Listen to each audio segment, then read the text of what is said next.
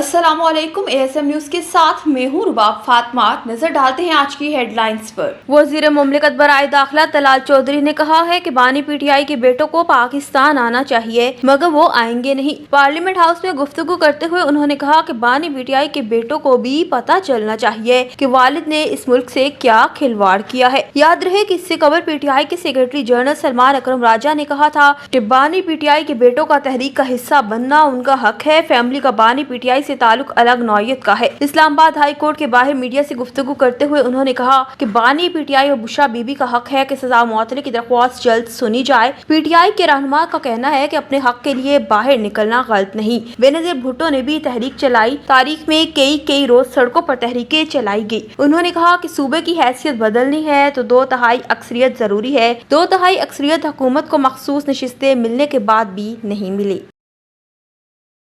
Governor Khyber Pakhtunkhwa Faisal करीम कुंडी का कहना है कि वज़ीर आला खैबर पख्तूनख्वा के खिलाफ अदम एतमाद का अभी कोई इरादा नहीं। अली अमीन गंडापुर से मुलाकात से मुतालिक उन्होंने बताया कि घर आए मेहमान की मेहमान नवाजी की। चीफ जस्टिस की खबरदारी पर वज़ीर आला गवर्नर हाउस तशरीफ लाए थे। इनका कहना था कि अपोजिशन के पास अरकान ज्यादा हो जाते हैं तो अदम एतमाद लाना इनका आईनी हक है। याद रहे कि गुज़िश्ता रोज chief justice Peshawar high court की खबरदारी की तकरीब में गवर्नर, वज़ीर आला समेत दिग्गर सियासी रहनुमा मिल बैठे थे। तकरीब गवर्नर खैबर पख्तूनख्वा फैसल करीम कुंडी, वज़ीर आला खैबर पख्तूनख्वा अली अमीन गंडापुर, वफाकी वजीर इंजीनियर अमीर मकाम खैबर पख्तूनख्वा, असेंबली में अपोजिशन लीडर डॉक्टर इबाद PP नूली के अरकान और रहनुमा भी मौजूद थे। मुलाकात में बाहमी दिलचस्पी के मौज़ूआत पर तबादला ख्याल किया गया।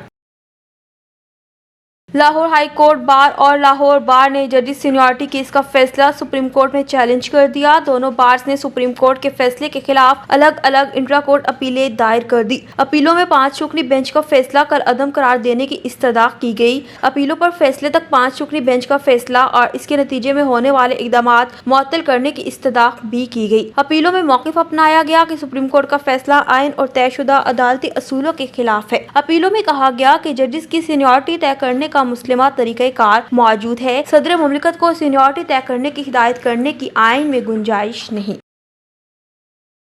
इलेक्शन कमीशन ने कौमी असम्बली में कायद हज़ब इख्तलाफ उमर अयूब नाअहली केस का फैसला महफूज कर लिया। इलेक्शन कमीशन में कायद हज़ब इख्तलाफ उमर अयूब नाअहली केस की समाअत हुई। मेंबर सेन निसार दुरानी की सरबराही में इलेक्शन कमीशन ने केस की समाअत की। दुरानी समाअत जस्टिस रिटायर्ड इकरामुल्लाह ने कहा, स्पीकर रेफरेंस केस का क्या बना? पेशावर हाई कोर्ट किस तरह हुक्म इम्तना दे सकती है? क्या आइन में कोई तरमीम हो गई है? केस के फैसले में सब कुछ लिखेंगे। वकील उमर अयूब ने कहा, केस में पेशावर हाई कोर्ट ने हुक्म इम्तना दे रखा है। इलेक्शन ट्रिब्यूनल मौजूद है। दरख्वास्त गुजार को वहां जाना चाहिए था। कामयाब उम्मीदवार का नोटिफिकेशन सिर्फ 60 दिन में ही चैलेंज हो सकता है। 9 फरवरी को दरख्वास्त दी कि जाली बैलेट पेपर्स छापे जा रहे हैं। जाली वोट दिलवाने के हवाले से किसी एजेंसी की रिपोर्ट नहीं। दोबारा गिनती की दरख्वास्त मुझसे किसी ने नहीं ली। जस्टिस रिटायर्ड इकरामुल्लाह ने कहा, एक्ट में जो लिखा हो इलेक्शन में गड़बड़ का किसी भी वक्त इलेक्शन ले सकते हैं। ये दलाइल तो रिटर्निंग अफसरों के सामने बनते थे, वहाँ आप नहीं गए। जिस पर वकील ने कहा, हमें रिजल्ट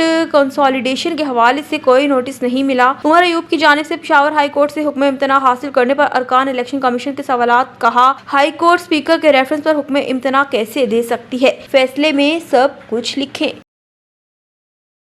हेडलाइंस आपने जानी। मजीद बाखबर रहने के लिए देखते रहिए ASM न्यूज।